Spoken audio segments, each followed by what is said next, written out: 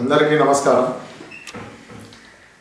సోదర న్యాయవాద మిత్రులందరికీ నమస్కరిస్తూ తెలియజేయనది ఏమనగా, రాబోయే బార్ ఎలక్షన్లో పోటీ చేసే అభ్యర్థులకు మనం ఏ విధంగా ఓటు వేయాలి, ఏ విధంగా మనం ఓటు వేస్తే మన ఓటు వాల్యుబుల్ అవుతుంది లేకపోతే మురిగిపోతుంది అని తెలియజేయడం కొరకు ఈ యొక్క చిన్న సందేశాత్మకమైన వీడియో చేయడం జరుగుతుంది.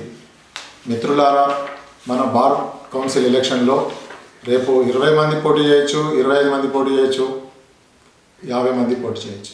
కానీ వారికి ఓటు ఏ విధంగా వేయాలి అని మీరు ఆలోచించినట్టయితే మన బార్ కౌన్సిల్ కొత్త పద్ధతిని ఓటు విధానం ప్రవేశపెట్టింది. ఈ కొత్త పద్ధతి కాక మన న్యాయవాద మిత్రులు తెలుసుకున్నట్టయితే మీ యొక్క ఓటు మురిగిపోవడం జరుగుతుంది. అది ఏ విధంగా ఓటు వేయాలనే దాని మీద మీకు ఒక నిమిషంలో వివరిస్తాను. ఉదాహరణకు ఇట్లా 1 2 3 4 5 6 7 8 9 10 అంటే 50 మెంబర్స్ 25 మెంబర్స్ ఎంతమంది అయినా పోటీ చేయొచ్చు. వారికి ఉదాహరణకు ఏ అనుకుందాం. ఏ దగ్గర మనం ఏ అనే వ్యక్తి దగ్గర మనం అంత ముందుకు ఏం చేసేదంటే రోమన్ సంఖ్యలో ఓటు వేసేది. 1 అనేసేది. ఇష్టం రెండో వ్యక్తి ఇష్టం అనుకోండి 2 అనేసేది. మూడో వ్యక్తి ఇష్టం అనుకోండి 3 అనేసేది. అంటే అంకెలలో వేసేది. కానీ ఇప్పుడు బార్ కౌన్సిల్ నూతన పద్ధతిలో కొత్త ఒరవడిలో ఏంటి అంటే, మీకు ఏ అనే వ్యక్తి నచ్చినట్టయితే ఏ దగ్గర ONE1 రాయాలి. రెండో వ్యక్తి ఉదాహరణకు డి అనే వ్యక్తి రెండో వ్యక్తి మీకు ఇష్టమైన వ్యక్తి అయితే డి దగ్గర TW2 అని రాయాలి. ఒకవేళ మనకు జెడ్ అనే వ్యక్తి మనకు మూడో వ్యక్తి ఇష్టమైతే మూడో ఓటు కాబట్టి THRE3 అని రాయాలి.